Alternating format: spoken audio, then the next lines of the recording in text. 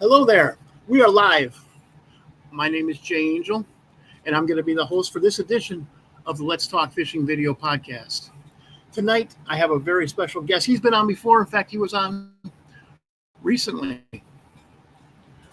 A guy by the name of Lee Bailey. And Lee Bailey's entire life, his entire adult life, he has been a professional bass fisherman. He told me his story. It's an incredible story. He worked his way up from club tournaments to local tournaments to regional tournaments, and finally some of the biggest tournaments in the world, like the Bassmaster Classic and the FLW Championship.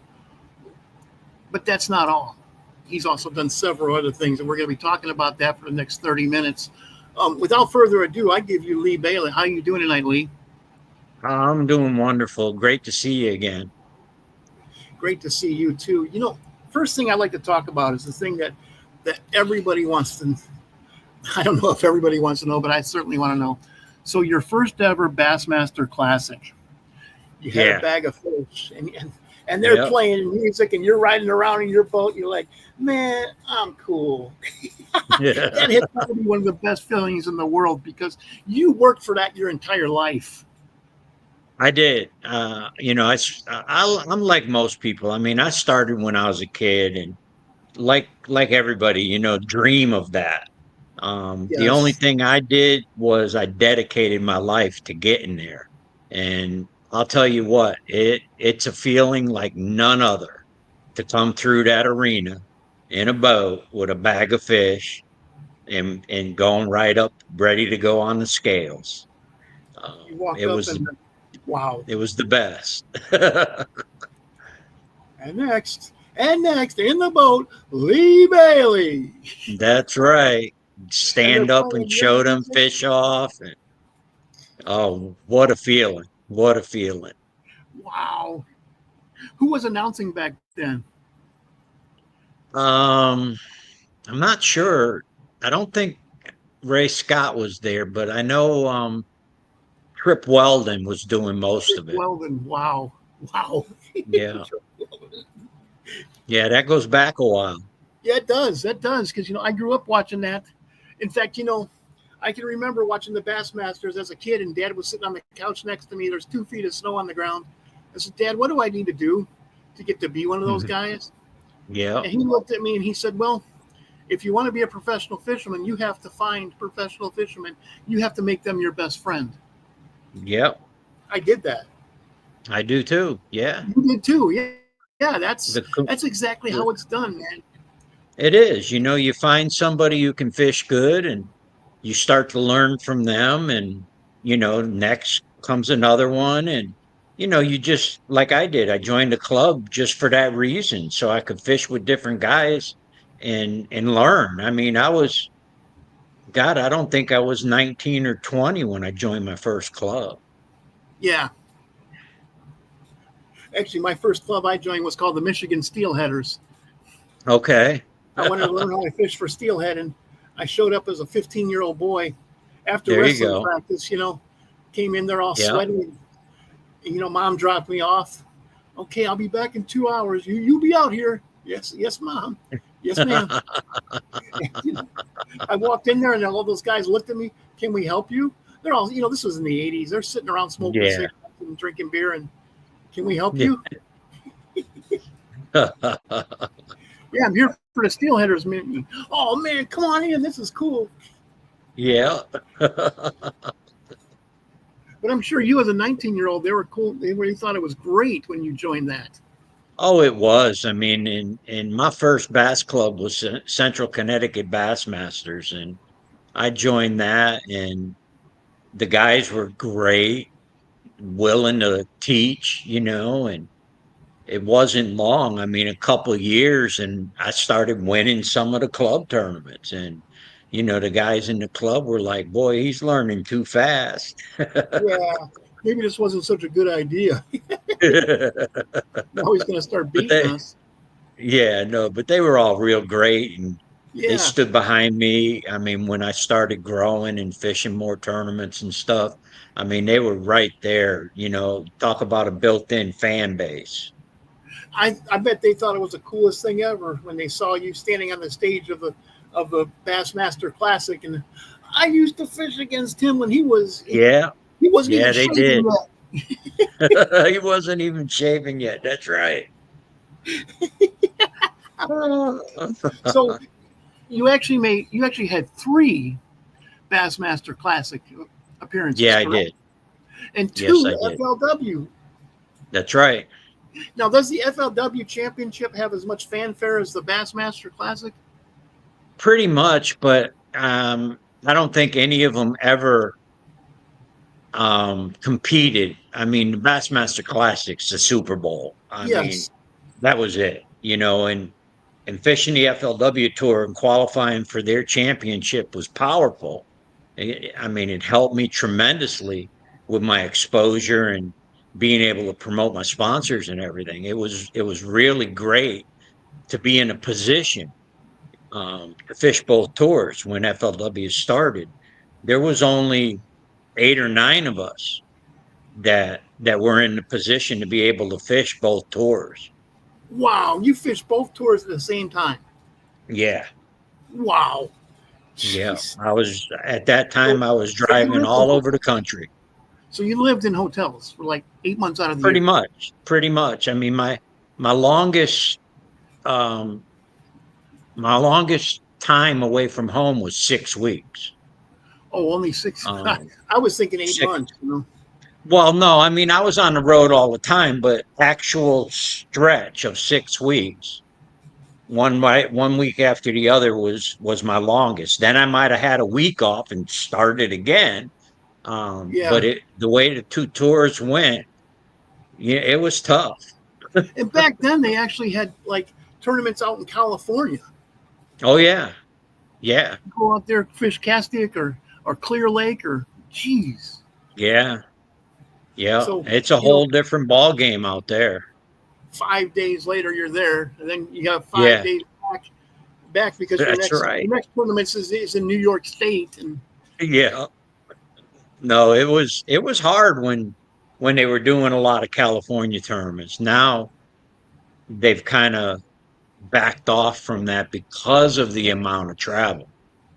well, they still, they got Okeechobee. The next one's going to be on the Sabine, and that's a Yes. heck of a drive. But then the next No, one's it going to is. be Lake Fork, and that's Yeah, still a good drive. But nothing it like is. driving from New Oh, York to absolutely. California. There's no easy way to get from southern Florida to anywhere. No, you would know, huh? That's right. You can't get there from here. Yeah, No, the first day is just in Florida. Yeah. just in Florida, a whole day drive. Oh Yeah, goodness. you're right. I don't know, the laid back, just the laid back feel of the people in Southern Florida, and they're all about between mine and your age. Yeah, there's a It, lot of it's that. it's attractive to me because they're all just laid back. Hey man, Yeah, you walk into a bar or restaurant. Hey man, come on over here and have a drink with yeah, us. yeah. I Wow. moved down. I moved down here about 14 or 15 years ago, and I've loved it ever since. I've loved it ever since. So you did a lot of work for kids over the course of your professional career too, didn't you? Yeah, I did. One thing I found out early in my career was that in order to grow, and everything, and the fact that fishing gave me so much, I wanted to give back. And I joined an organization called Riverfront Recapture in Connecticut, and they worked on revitalizing the Connecticut riverfronts with walks and parks. Well, we started there doing a lot of kids stuff. We'd have contests, casting, we'd have seminars, demonstrations, showing them things, teaching them about fishing, primarily the river because that's where they were from. And the best part of it all was we were taking inner city kids and bringing them to the river and bringing them into fishing. What a feeling you get in your heart when you're doing that. Yes, I've done a lot of kids fishing clinics, and Yeah, I applaud anybody who's willing to donate their time to teach kids how to fish, teach them how to do it correctly. And then they're going to go out there and they're going to catch fish, because if they go out that's there and right. don't catch anything, you know, they're not going That's to they're right. not going to want to do it again. No, you're right. And we did them right on the riverfront. So, Connecticut River's a fishery. I mean, it's full of fish. And they didn't always catch bass, but boy, we had them catching bluegill and perch and white perch, and they caught fish. That's what I think kids should be started out on is bluegill because they're more than willing to bite. They put up a little Yes, tough, so you just get them a little push button reel, and that's right. and that's easy to learn how to do. So you just click, not Click out of the and casting. click They and can watch the cast. bobber, so they're not That's bored. right. They get to No, I agree. you know. Pan fishing is the best way to start a child. The That's the best way I way. was started. It's the way my Yeah, dad me too. taught me, and that's the way I taught my son. And by the time my son was 6, he was catching white bass. And the white bass run on a Yeah, river, kind of like the Connecticut River, called the Illinois yeah, River. yeah, And he was catching white bass on there and just having a fantastic time because white bass, man, you just put a little jig underneath yeah, a bobber. yeah. I know, but Hey, before Tad, my Tad daughters Mazie of were able CrossFit to, Gel, yeah, before my Tad Mazie daughters of were CrossFit able Gel. to, what's that? I I said missed Tad that. Mazie of CrossFit, Tad Mazie of CrossFit Gel. Okay. Just checked. And hey, Tad, great to see you again, buddy. Okay, tell me All the story right. about your daughter. I'm I, sorry, I I just was wanted to. saying before my daughters were ready to fish and actually start fishing, I'd take them out in my bass boat and I'd practice for a tournament or whatever and tie them off with life jackets and let them drag behind the boat and splash and have fun in the water. That's what I You did know, with them. I had them in a boat real young. you really have to do that. You have to let them to do other activities. If they want to chase frogs, you have to let them do that Yeah. to little kids. You can't Yeah. make fishing something that's that's you can't be too strict with them. You cannot be No, strict with kids when they're learning how to fish. And you got to no. go after something like crappies or bluegills because That's right. That's right. my dad was kind of an authoritarian and he had me fishing for bass, but but fortunately we caught them on the Yes. first year I was fishing with him. Yeah. Fortunately, so you've also done other types of. You also did a lot of seminar work. Yeah, I did. When I started fishing regional tournaments and some local but regional tournaments, I got going on the seminar tour. What happened was I developed Cavitron, the first buzzbait I designed.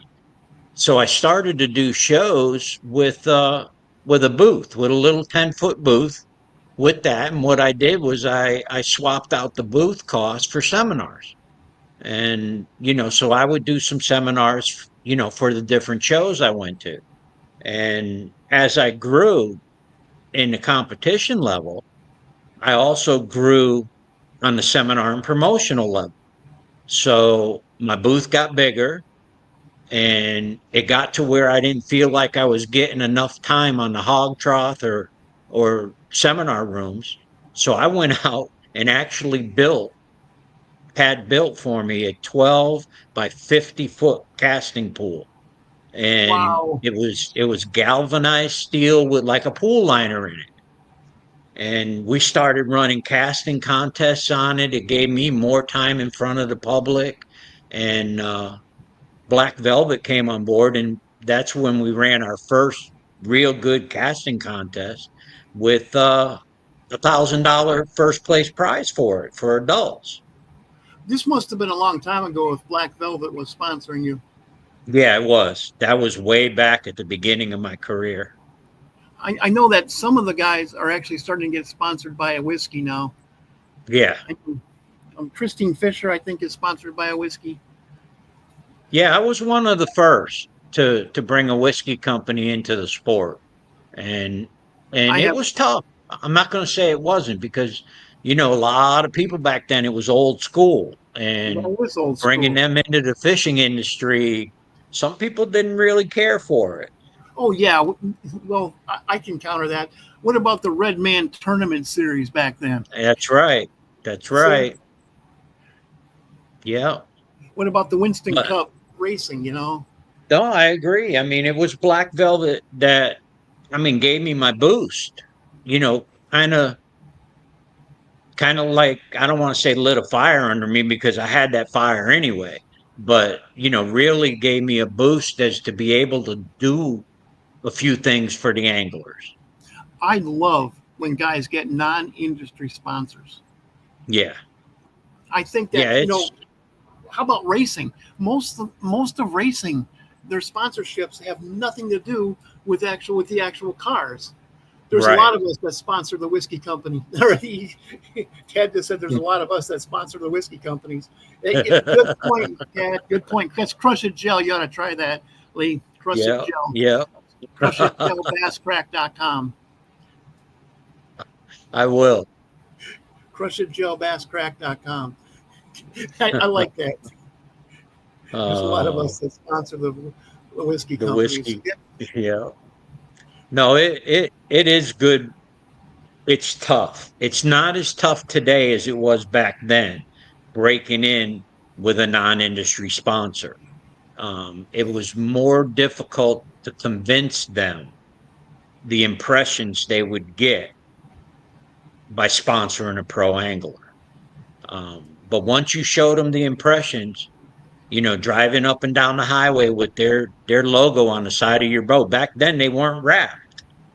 Yes, they You weren't. know, yeah, you get their logo put on your truck or you get your logo put on the boat, and you try to convince them of the impressions they're going to get on the highway, the numbers that match up with the crowds at the weigh-ins, all your marketing. They were more number crunchers back Yes, then than the industry sponsors. I mean, the industry sponsors, you did real well, you got sponsored. yes. Well, nowadays it's all about numbers on social media, and it's It tough. is. It's It tough. is.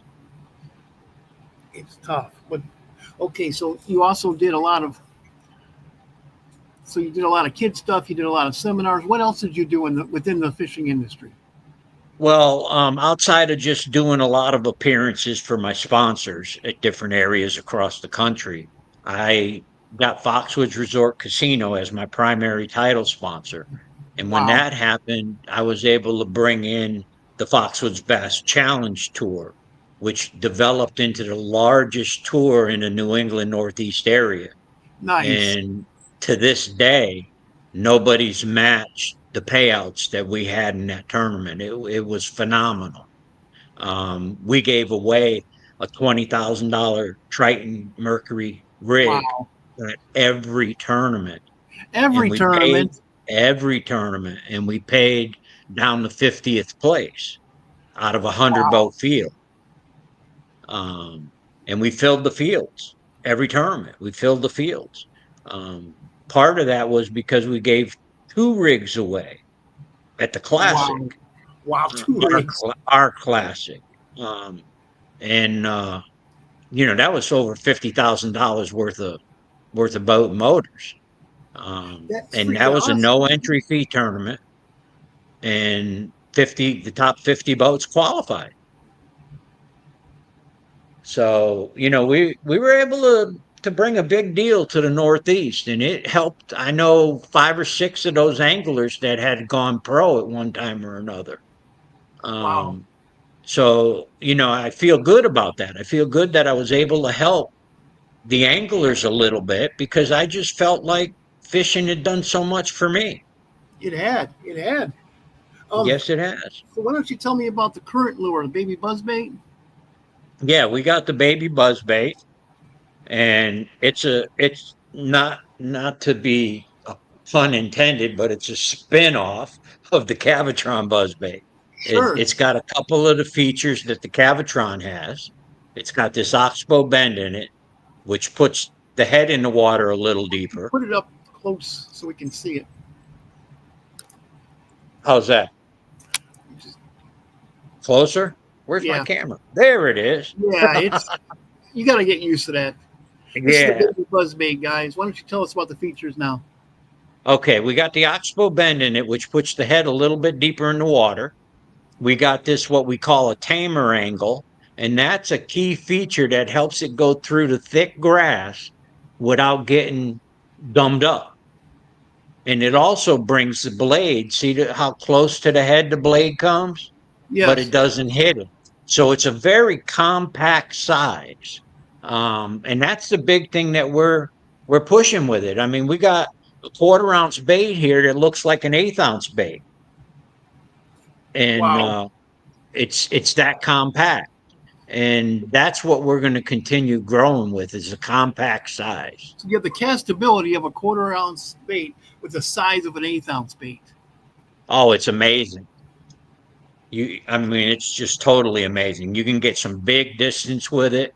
It comes to the surface quick. It stays there on a slower retrieve, which is the blade. The blade is what does that because we went and have the blade specially and engineered cupping. So each blade's got a cup to it that allows it to catch more air and spin quicker, which keeps it on the surface slower. It's almost like cavitating a prop on a boat. Yes. You get that air, it spins quicker. And if it spins quicker, you can reel it slower. You know, I love that because that was my biggest complaint about buzz baits is you have to work them so fast. And That's right. then I would even experiment with soft plastics on the back so that the fish would engulf it. Right. I would always think, well, okay, I'll slow it down. I slow it down, it starts going underneath the water. Yeah. Yeah. No, I believe it or not, I mean I'm a buzzbait fanatic. And I I was believe it. way back. And when I was doing the local and regional tournaments up in the Northeast, there's a big buzzbait bite all summer long, all fall, late spring. But I was missing so many of the bites, like everybody does, that I Yes. decided to start playing with the buzzbait and seeing if I could get one that would reel in slower. And when I designed the original Cavatron, and I got that cup in the blade. Once I got that cup in the blade and I started testing it against others, I was like, this is it. And my hook ratio went way up. See, that's just innovative because I didn't go there. It's a reason. Well, the big reason I started wacky rigging is because I caught a lake record smallmouth on it, which There that you one go. fish launched my guide career. But I Oh, would meet great. so many fish buzzbaiting the rocks on this riprap shoreline. I always kept a wacky rig rod right next to me. Miss a Okay, fish, yeah, grab the wacky rig, throw it out, catch them. right. You know No, I that's still do that today. I still do that I exact bet you same do. thing today.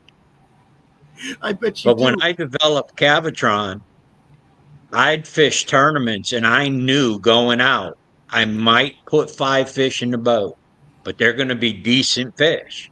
Yes. Because they're the ones that hide in that heavy, heavy stuff. And Yes. when I started catching them fish, that's when Cavatron took off. So the Cavatron went through the grass better than most traditional buzz baits, didn't it? Absolutely. Absolutely. And when I designed the baby buzz bait, back when I had Cavatron, I had a baby Cavatron.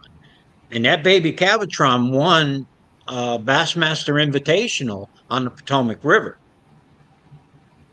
And that's when it really launched things for me. Walmart came in, everybody came in at that point. Back then, when you won even an invitational, you had about a month before the next tournament. Yes. Not like today, where there's a tournament somewhere, either MLF or Bassmaster every week. So you don't get a lot of time on top Here of we that go. ladder.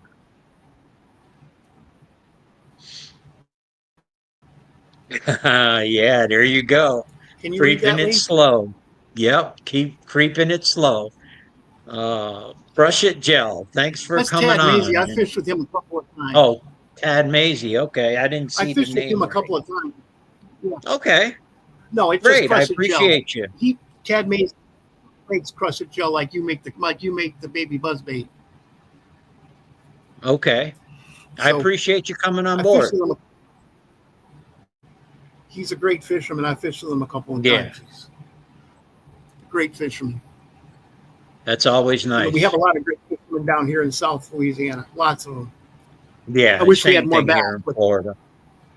oh yeah, I More bet you bass do. would be good. Huh? At least we got more bass. Yeah, you guys have more bass, and you have all the hurricanes. I don't get it. It's not Oh fair. yeah, we do. Yeah, we You do. guys have all the hurricanes and Unfor- all the bass. What do you think about that, Tad? I Jeez. know. Huh? Tad and I just went to a fundraiser this last winter to raise money to stock more bass in southern Louisiana. Oh, nice, nice. That's I a good way provided to get it going. That's a yeah, good way to bring it back. Yeah, if they won't do it, we will. there you go. We will. I like to hear that. So, what was your closest that you came on any of the major championships to winning? I think I came in, if I remember right, at eighth place at one of the classics, Wow, and I came in sixth place at one of the championships. wow, And that's those are some impressive numbers. yeah, they weren't bad, and of course, you're disappointed because you're out there to win. Of Um, course, but to be at that on that level and on them stages, oh man, what a difference. yeah, that would be, geez, sixth place in the FLW championship. Yeah. So, what, man? One other question that's just burning. I just have a burning desire to ask you: what is your greatest memory of fishing a tournament? Probably my first win with the Bassmasters at Table Rock Lake. Ooh, Um, Table Rock, I, Table Rock. Wow. yeah, a little story to go with that. I was on my way there to get there for the tournament and practice, and a wind shear. At that time, I was towing a box trailer with my boat in it, and a wind shear hit the side of the trailer, and I ended up rolling the whole thing over. Oh, Luckily, I didn't get hurt, but the rig was trash, the whole thing. and you ended Um, up winning the tournament anyways. yeah, I called a buddy of mine that lived down there, and I said, I'm not coming. I said, I just crashed my whole rig. I got nothing, so I'm going to have to miss the tournament. And he said, like heck, you are. Like heck, you He are. Yeah. said, I'll have a boat down here for you in the marina with power, ready to go. And it took a little convincing, but I put all my gear. The only thing I could rent that was big enough at the time was a Lincoln. It was the only thing that would fit my gear in it. Yeah. And and All of your gear. Yeah. I bet. he had the boat there, but believe it or not, it was a little 18-footer. What the heck? It was a little 18-footer with a 150 on it. And there we go. I'm sorry about that. I ended up using that. I missed a day of practice. I got there the second day. When I got there and went to go out, the batteries were dead. So he Oh, had to come back with a whole set of batteries. So I had a day and a half of practice, which really boils down to a day, because your yeah. last day you got to quit early to get ready for the meeting. But I went down and I found a few largemouth on beds and some spotted bass roaming around in on beds. And I love sight fishing. I am a Oh, sight yeah. fishing fool.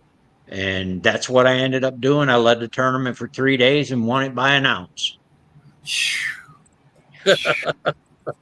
And Table Rock, man, crystal clear water, guys. Oh, My yeah. sister has one of those mansions on Table Rock. It's like her third Okay. house. Yeah. She was always much better at life than me. But I fished there a couple of times and just crystal clear water and the fish get hammered all the time.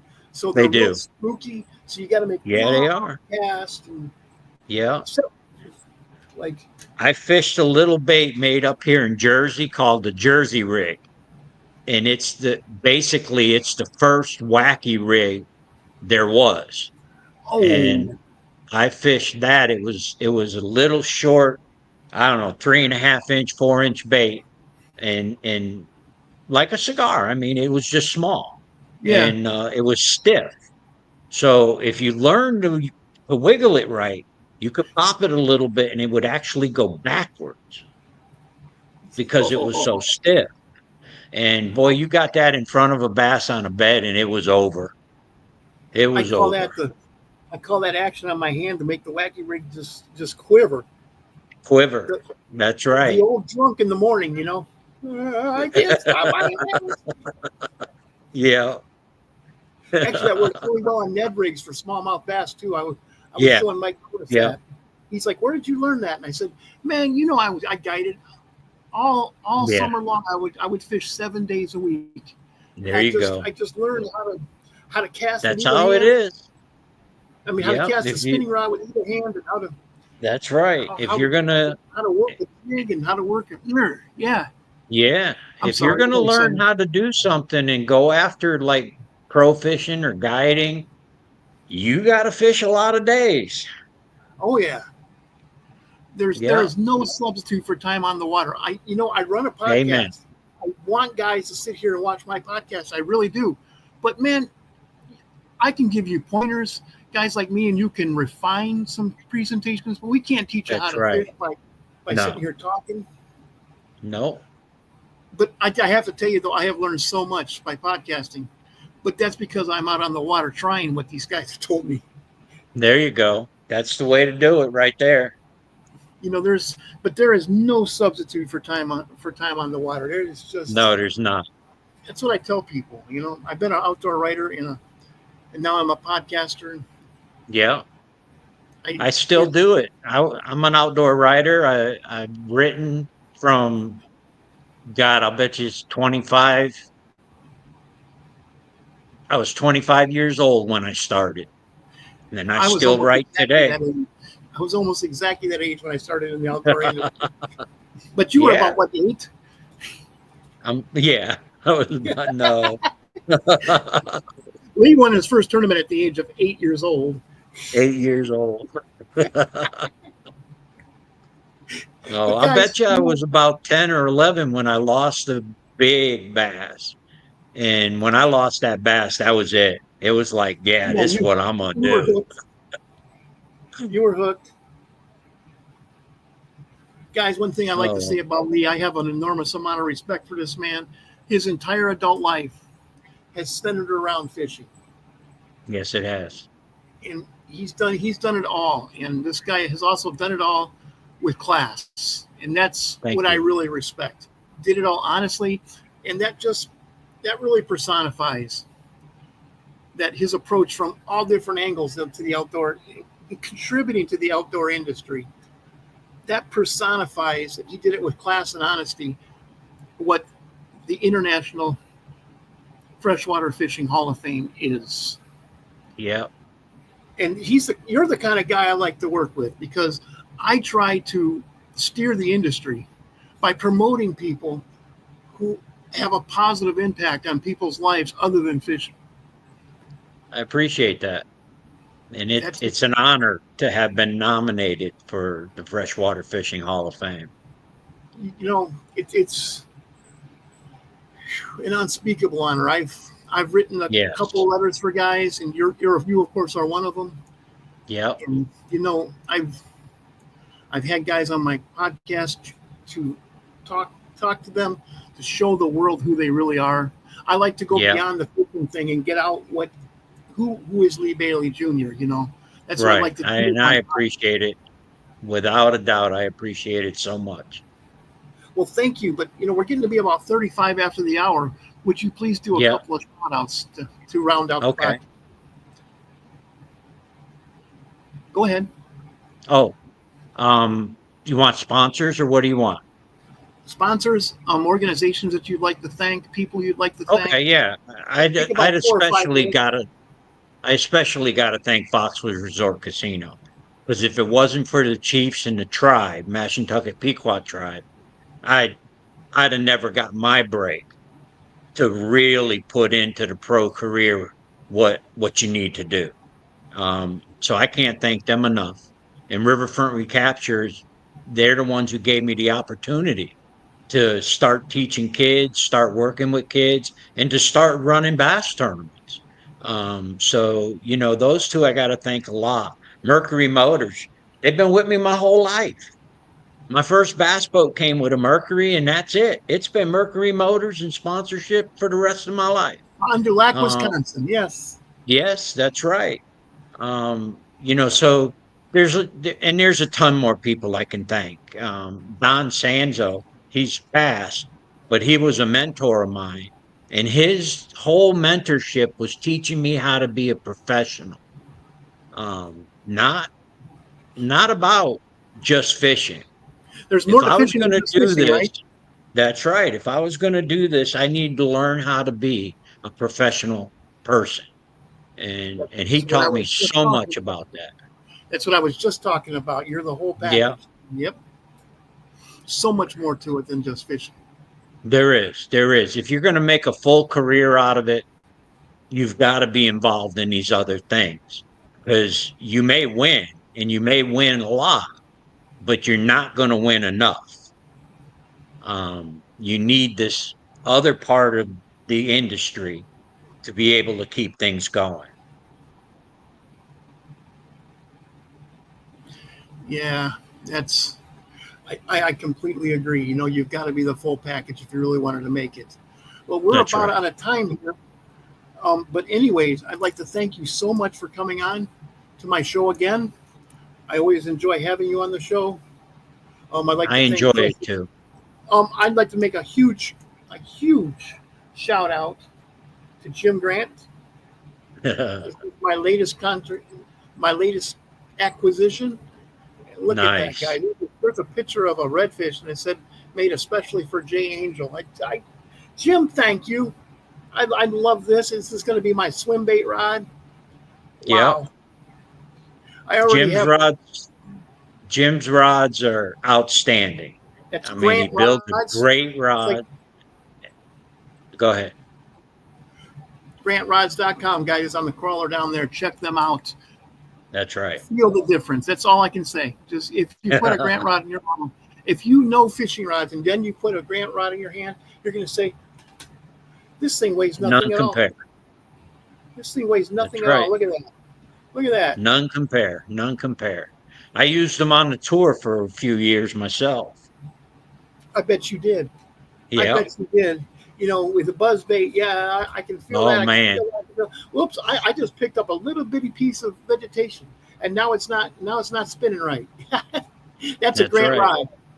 Okay, guys, I'd like to say thank you, everybody, for tuning in to the Let's Talk Fishing podcast. My name again is Jay Angel with Lee Bailey Jr. Bass Pro, and it's Thursday, guys. Get out there. I know it's 110 degrees down here in southern Louisiana, but I'm going to go out surf fishing anyways, because in the last couple of days, you're not going to remember. You're not going to be sitting there talking to your wife on your last day about how much fun you had watching television. Go out there and make That's some right. memories, guys. And Lee, please stick around after I end the podcast. I will.